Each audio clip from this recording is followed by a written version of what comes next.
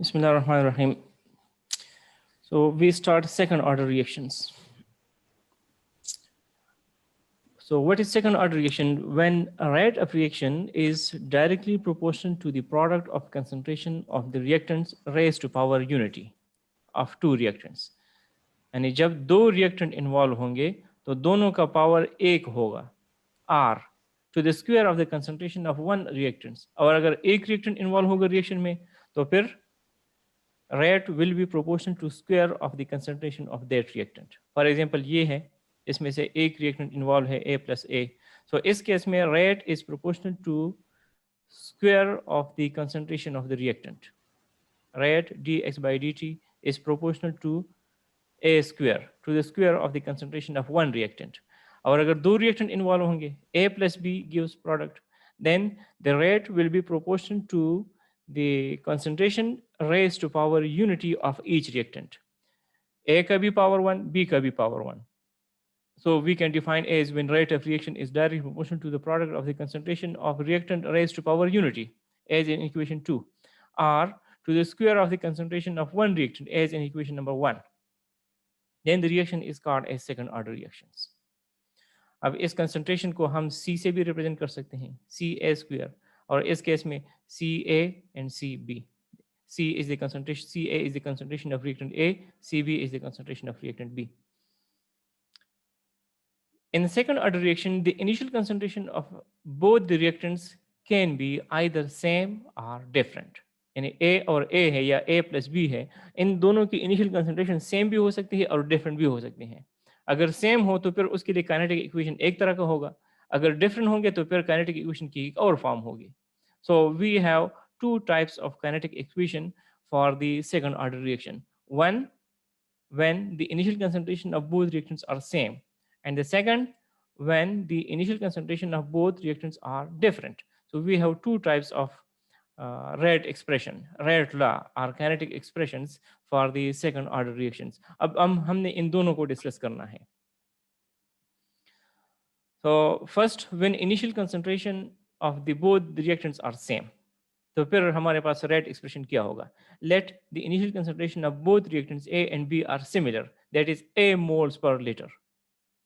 When T is equal to 0, and when T is equal to 0, the concentration of A is A moles per liter. Concentration of B is also A moles per liter.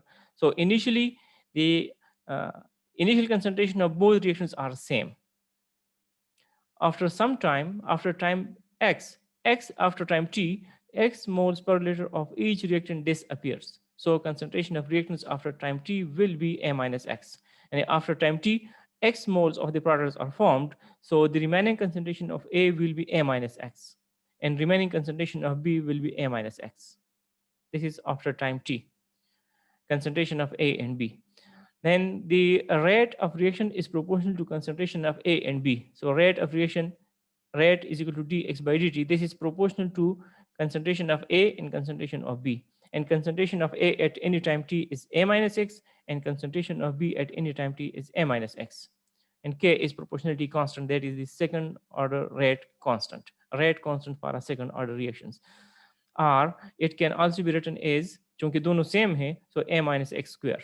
So this is the differential rate expression for the second order reaction when initial concentration of both the reactants are same. Now we want to get the integral rate expressions. So integral rate expression के लिए हमने इसको integrate करना होगा. Integration से पहले variables को separate करते हैं. यहाँ पर d एक x है. X is the concentration of the product. और एक time है. और एक k है, that is constant. और A minus ये भी concentration है. तो ये x भी कंसंट्रेशन है और a माइनस एक्स भी कंसंट्रेशन है, तो इन दोनों कंसंट्रेशन टर्म्स को एक तरफ कर लेते हैं और दूसरा वेरिएबल t है इसको दूसरी तरफ कर लेते हैं. So dx divided by a minus x square is equal to k dt.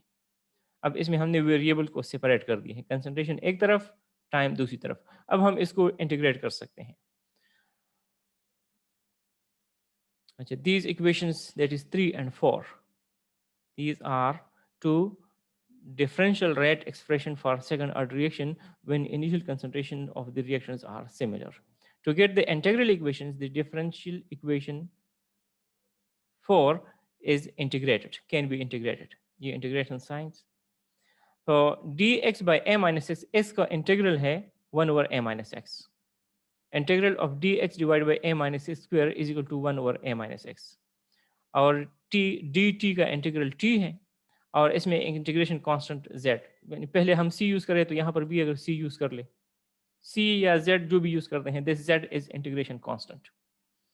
और जिस तरह हम पहले इंटीग्रेशन कांस्टेंट की वैल्यू फाइंड आउट करने के लिए इनिशियल कंडीशन अप्लाई कर लेते हैं, यानी for evaluation of z, for evaluation of integration constant, put x is equal to 0 when t is equal to 0. This is the initial condition, boundary conditions. When x is equal to 0, when t is equal to 0, x is equal to 0. यहाँ पर when t is equal to 0, x is equal to 0, यानी product 0 है, ये condition apply कर लेते हैं.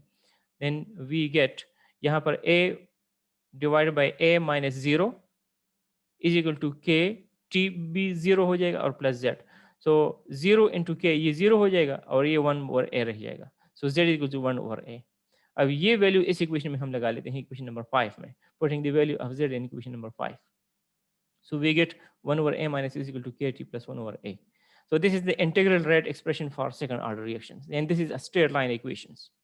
Straight line equation में दो वेरिएबल्स होते हैं और एक या दो कांस्टेंट. अगर एक कांस्टेंट है, एक तो होगा ही जिसको स्लोप कहते हैं, और दूसरा इंटीग्रेशन, दूसरा कांस्टेंट वो इंटरसेप्ट है, वो बाज इक्वेशन में होता है, बाजी नहीं होता. अब इस केस में एक वेरिएबल है 1 over a minus x, दूसरा वेरिएबल t है, k कांस्टेंट है, और एक क्या है, ये इनिशियल कंसंट्रेशन है, तो ये इनिशियल कंसंट्रेशन भी कांस्टेंट है. इसमें दो वेरिएबल्स है, एक t और एक concentration. So concentration of the reactant depends on t. So t is independent variable and concentration is dependent variables. तो अगर हमने इसको प्लॉट करना है, so t will be on x axis and 1 over a minus x will be on y axis. This is dependent variables. So dependent variable is always written at the y axis, independent variable at x axis. This is the integral expression for the second order reaction when initial concentration are similar. Plot of t versus 1 over a minus x. This is a minus x. Change this is a minus x, gives a straight line with slope equal to rate constant k and intercept 1 over a as given in figure.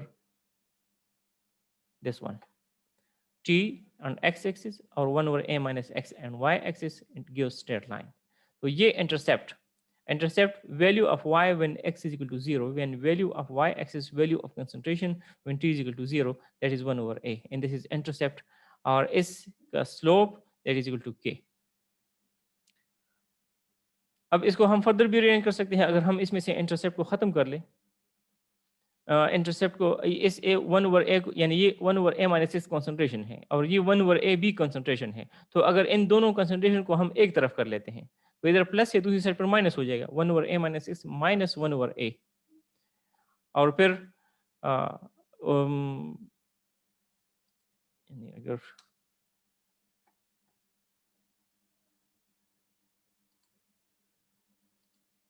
equation editor insert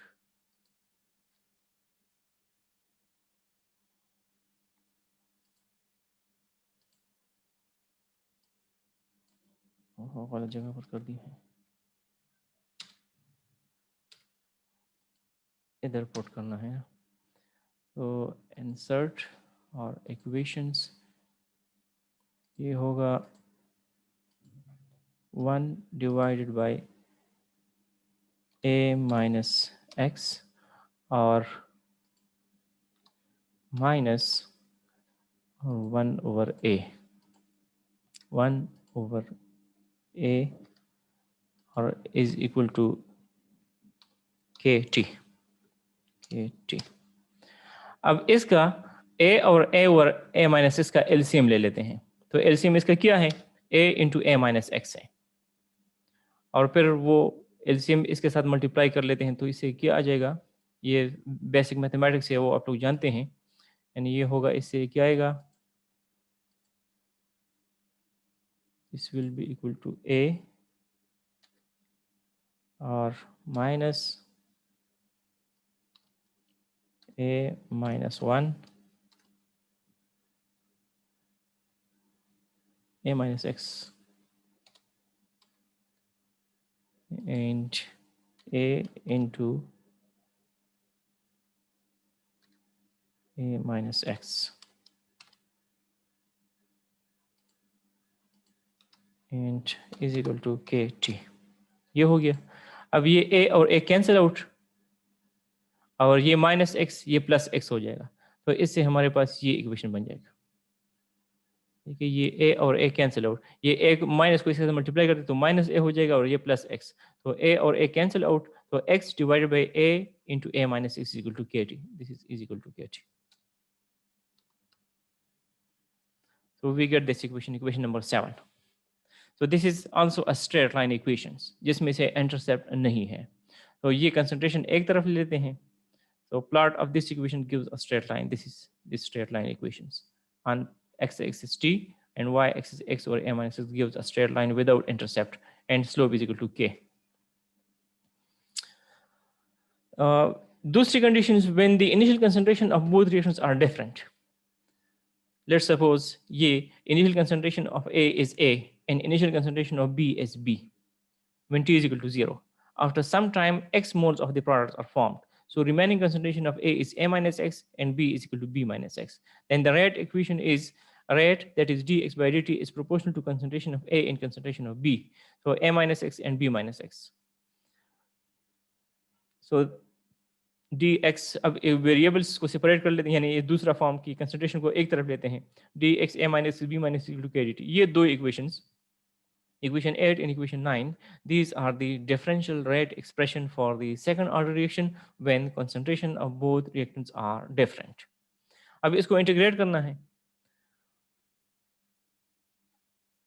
integration के लिए अब यहाँ पर इसमें हमारे dx by dt इसको integrate करते हैं, लेकिन इसमें दो वेरिएबल्स इन्वॉल्व हैं। So since the denominator of the left hand side, this one, consists of two different factors, hence integration is done by method of partial fraction method।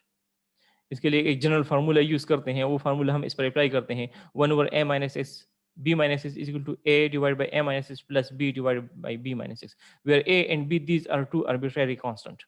ये reactant नहीं है, ये कांस्टेंट है according to a general formula of the integration rules। a and b these are two arbitrary constant। अब इन a और b को अगर हम फाइंड आउट कर ले तो इसमें इनिशियल एक दफा b को 0 x को a के बराबर ले लेते हैं और दूसरी तरफ x को b के बराबर ले लेते हैं। So we can evaluate the value of a and b। To get a, put a minus x is equal to 0। तो जब a minus x 0 हो जाएगा तो इसका मतलब x is equal to a। नहीं, इस इक्वेशन में, इस 11 में एक दफा x को a के बराबर ले लेते हैं और दूसरी दफा x को b के बराबर लेते हैं, तो इससे हम a और b की वैल्यू फाइंड आउट करेंगे, वो a और b की वैल्यू पर इस इक्वेशन में पुट कर लेते हैं। तो जब x को a के बराबर ले लेते हैं, इस इक्वेशन में पुट कर लेते हैं, तो ये हो जाएगा 1 is equal to a b minus a plus b into a minus a हो जाएगा। अब a माइनस a 0 तो b खत्म हो जाएगा। So this will be equal to 1 is equal to a into b minus a, or a is equal to 1 divided by b minus a। अगर b minus a को हम a minus b लिख लें, यानी इस केस में तो b positive है a नेगेटिव है, अगर इसको मैं a पॉजिटिव कर लेता हूँ b को नेगेटिव कर लेता हूँ तो इसमें से माइनस कॉमन ले लेते हैं। So it can be written as a is equal to minus 1 over a minus b, ये a की वैल्यूज। इसी तरह b की वैल्यूज फाइंड आउट करने के लिए x को b के बराबर ले लेते हैं, यानी a b माइनस इसको 0 के बराबर लेते हैं। To get b, put b minus is equal to 0, so x is equal to b। अब ये इस इक्वेशन में पुट कर लेते हैं, ये हो जाएगा 1 is equal to a b minus b plus b into a minus b। तो ये टर्म b minus b 0 हो जाएगा, a खत्म हो जाएगा, ये 0 हो जाएगा, so b will be a minus 1 over a minus b। अब ये a और b की वैल्यूज इस इक्वेशन में हम पुट कर लेते हैं, ये a की वैल्यू, तो a हमारे पास है minus 1 over a minus x 1 over a minus b, हाँ 1 over a minus b, और b का किया था वो 1 over a minus b है प्लस में। तो यहाँ पर ये माइनस, इस ये वाला माइनस है, और 1 over a minus b ये a की वैल्यू है a minus b, और 1 over a minus इसमें ऑलरेडी है, ये 1 ओवर ए माइनस इसमें ऑलरेडी है और ए की वजह से ए माइनस बी इसमें साथ में आ गया। इस तरह प्लस, ये प्लस है, plus B divide by B minus X, तो बी माइनस एक्स इसमें ऑलरेडी है और बी की value 1 over A minus B है, तो 1 ओवर ए माइनस बी, ये बी की वैल्यू और बी माइनस एक्स। अब इस इक्वेशन को अगर हम डी एक्स से मल्टीप्लाई कर ले, multiplying this equation through out by D x, so D x divided by this one, यानी डी एक्स के साथ मल्टीप्लाई कर दिया है। अब ये इक्वेशंस इसमें से इस लेफ्ट साइड में ए माइनस बी और ए माइनस बी कॉमन है, इसको अगर हमने बाहर कर दिया है तो ये हो जाएगा D X A minus X plus D X B minus X, ये इक्वेशन 12 हो जाएगा। अब यहाँ पर देख ले, ये इक्वेशन को, इस इक्वेशन को अगर हम इसके साथ कंपेयर कर ले इक्वेशन 10 के साथ, अब अगर इसको हम साथ इंटीग्रेशन साइन भी लगा दें, इसके साथ अगर इंटीग्रेशन साइन लगा ले, इंटीग्रेट कर लेते हैं, या अगर इंटीग्रेट नहीं इसके साथ कंपेयर कर ले, हाँ इसके साथ कंपेयर कर लेते हैं, D X A minus X B minus X, और ये क्या है D X A minus X B minus X, यानी लेफ्ट हैंड साइड दोनों के बराबर है, तो राइट हैंड साइड भी बराबर हो जाएंगे। उसी इक्वेशन का राइट हैंड साइड है के डी और इसका राइट साइड ये है, तो वी गेट के D T 1 over A minus B और डी एक्स। अब इसको इंटीग्रेट करते हैं, तो ये तो कांस्टेंट है, ए और बी ये इनिशियल कंसंट्रेशन है, ये कांस्टेंट है, तो कांस्टेंट के तो इंटीग्रेशन नहीं लेते, तो वेरिएबल्स के इंटीग्रेशन लेते हैं ना। सो डी टी वेरिएबल है, इसका इंटीग्रल, और ए माइनस एक्स ये कंसंट्रेशन ऑफ रिएक्टेंट्स ए है, this is the remaining concentration of reactant A, B minus X is remaining concentration of reactant B, तो ये वेरिएबल है, तो इन दोनों को हम इंटीग्रेट कर लेते हैं, तो ये हो जाएगा के टी प्लस जेड और 1 ओवर बी सेम आ जाएगा। अब D x by A minus X जिस तरह फर्स्ट ऑर्डर में किया था, तो इसका इंटीग्रल है minus log of A minus x, क्योंकि एक माइनस पहले से मौजूद है, और एक D x by A minus x से जब इंटीग्रेट करते हैं तो ये से आ जाएगा minus log of A minus X, फिर प्लस, और D X B minus X जिस तरह फर्स्ट ऑर्डर में किया था, इसका इंटीग्रेशन है minus log of B minus X, minus log of B minus X, तो ये माइनस और माइनस ये प्लस हो जाएगा, और ये माइनस इंटू प्लस ये माइनस हो जाएगा, so K T plus Z is equal to 1 over A minus B, और ये हो जाएगा लॉग ए माइनस एक्स, क्योंकि ये प्लस हो जाएगा और ये माइनस हो जाएगा बी माइनस एक्स। अब इस पर एक इक्वेशन फार्मूला अप्लाई करते हैं, log of a minus log of b is equal to log of a over b, यानी इन दोनों को कंबाइन कर लेते हैं, तो ये सारा अगर a हो जाए, ये सारा b हो जाए, तो ये हो जाएगा log a divide by b, तो log ax minus bx, so this is the integral rate expression for second order reaction when initial concentration are different। अब इसमें एक स्टेप रहता है, z की वैल्यू फाइंड आउट करनी है, z की वैल्यू क्या करेंगे, t is equal to when t is equal to 0 x is equal to 0, इसी इक्वेशन में t को 0 पुट करते हैं, when t is equal to 0 x is equal to 0, जब ये t 0 कर लेते हैं तो k t ये 0 हो जाएगा, और यहाँ पर ये 0 हो जाएगा, ये 0 हो जाएगा, तो क्या हो जाएगा, क्या बच जाएगा 1 over a minus b log of a divide by b। The value of z is determined by applying the initial conditions of the reactions. When t is equal to 0, x is equal to 0. T k 0 plus z 1 over a log of a minus 0 b minus 0. तो 0 0 खत्म, ये लिखने की जरूरत ही नहीं है, तो ये वैल्यू है z की। अब इस z की वैल्यूज ये इस इक्वेशन में पुट कर लेते हैं, तो हमारे पास ये इक्वेशन बन जाएगा। अच्छा, इसको सिंप्लीफाई कर दिया है, अगर ये वैल्यू इसमें लगा लेते हैं तो क्या हो जाएगा, यहाँ पर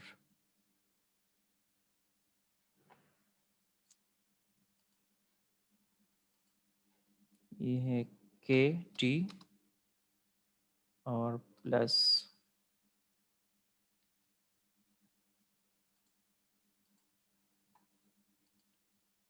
1 a माइनस बी और log ऑफ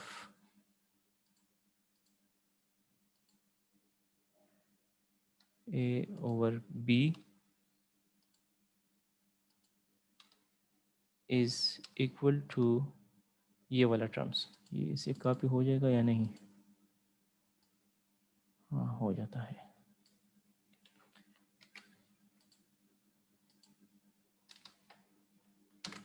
ये इक्वेशन हो जाएगा, ये एक स्ट्रेट लाइन, ये x हो जाएगा b minus x. This is a straight line equation with intercept, इसमें से ये सारे कांस्टेंट हैं a b a, ये कांस्टेंट है, तो ये इंटरसेप्ट हो जाएगा और ये डिपेंडेंट वेरिएबल यानी y एक्सिस पर ये टर्म आ जाएगा और x एक्सिस पर t, और ये इसका इंटरसेप्ट हो जाएगा। तो इसको प्लॉट, ये वाला प्लॉट आ जाएगा ना, 1 over a minus b log of a minus x b minus x and y axis और t x axis पर, ये इक्वेशंस, ये y एक्सिस पर है ये सारा टर्म्स और ये t x एक्सिस पर है, तो ये इसका इंटरसेप्ट हो जाएगा, ये इंटरसेप्ट है। अगर इंटरसेप्ट इसमें से ख़त्म करते हैं तो फिर क्या इस इक्वेशन को रीअरेंज करते हैं। कैसे रीअरेंज करते हैं कि इस टर्म्स को ये +1 over a इसको इस तरफ ले आते हैं और फिर रीअरेंज कर लेते हैं। अच्छा ये तो इधर लिखा भी है, सही है, यही ये इक्वेशन, ये सेम इक्वेशन है, सिर्फ लेफ्ट राइट हैंड साइड को लेफ्ट पर लिखा है और ये दोनों इक्वेशन सेम है, इसको लिखने की जरूरत नहीं है।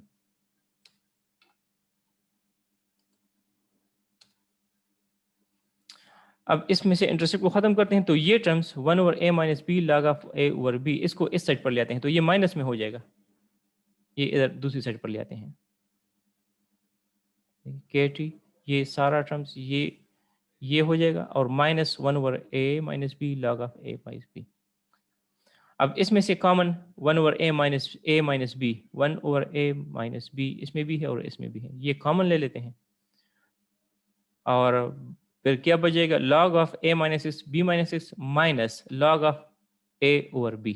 अब फिर वही फार्मूला अप्लाई करते हैं कि log of a minus log of b is equal to log of a divided by b, वो फार्मूला अप्लाई करते हैं, so we get this equations। so this is a straight line equation without intercept और इसका ये बन जाएगा graph, इसमें से स्लोप रेट कांस्टेंट के और इंटरसेप्ट इसमें नहीं है। So these are graphical representation of the second order reactions when initial concentration of both the reactants are different. Unit of rate constant.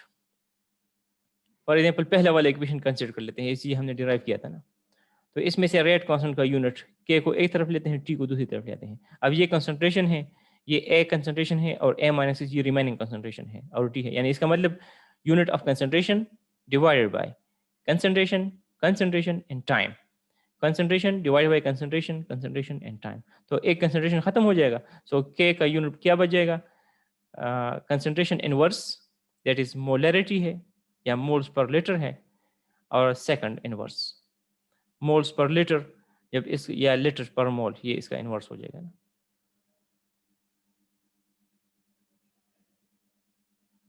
molarity ये moles per liter, सही। अगर ये वाले लेते हैं तो इससे भी यही यूनिट आना है, क्योंकि ये हमारे पास इक्वेशन है, तो इसके साथ इधर टी है, ये नहीं लिखा है,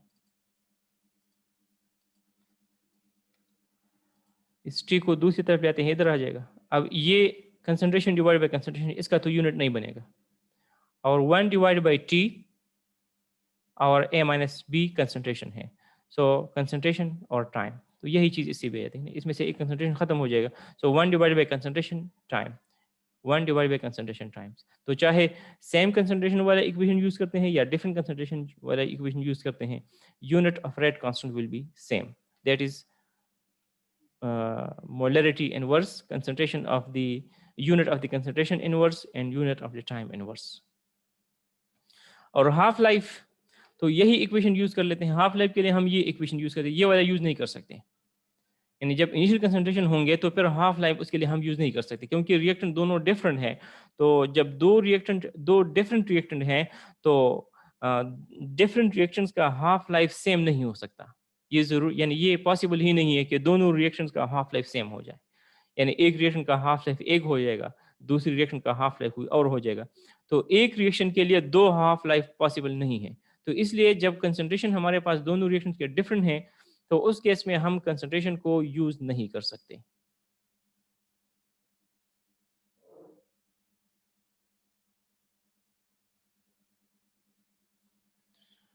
जब कंसंट्रेट इस केस में हाफ लाइफ को यूज नहीं कर सकते, तो हमने सिर्फ when initial concentration are same, तो इस केस में हम हाफ लाइफ की कंसेप्ट को यूज कर सकते हैं. So this is the right expression when initial concentration of both directions are same. तो इससे हम t को फाइंड आउट करते हैं, तो इस k को दूसरी तरफ ले आते हैं. So t will be equal to 1 over k x और a into a minus x. और अब इसमें यानी यहाँ से क्या हो जाएगा, ये है t is equal to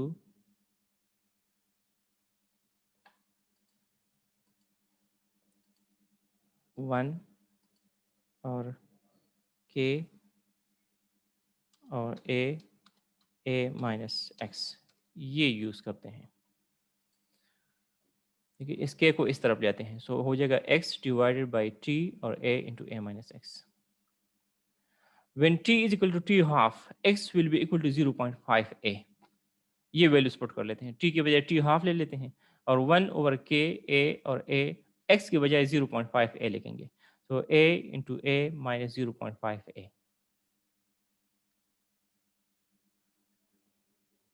अच्छा ये x है यहाँ पर, ये x भी 0.5 a हो जाएगा. तो 0.5 a और a और x के बजाय 0.5 a और ये k इस तरह ऑलरेडी है. तो अब इस a माइनस 0.5 a से आ जाएगा 0.5 a, तो वो 0.5 a और 0.5 a कैंसिल आउट हो जाएंगे, तो क्या बच जाएगा 1 over a k. So half life is inversely proportional to initial concentration of the reactant. क्या मतलब, यानी जब हम कंसंट्रेशन को डबल करते हैं तो हाफ लाइफ पर जल्दी आ जाएगा. जीरो ऑर्डर में क्या था कि हम जो भी यानी हाफ लाइफ को डबल कर रहे थे, तो कंसंट्रेशन को डबल कर रहे थे, तो half life also increases. In case of zero order, half life is proportional to initial concentration. In case of first order, a half life was independent of the initial concentration of the reactants. And in case of second order, a half life is inversely proportional to the concentration of the initial concentration of the reactants. So a half life can be used to find out the order of reactions. Thus, the half life for second order reaction is inversely proportional to the first power of the initial concentration of the reactants. The half-life cannot be used when with the reactions where the concentration of A and B are different, since A and B will have different time for half of the reactions. ये कुछ examples हैं second order reactions के. Saponification of an ester and reaction between potassium persulfate and Ki. These are example of second order reactions. हाँ जी, तो आज के लिए ये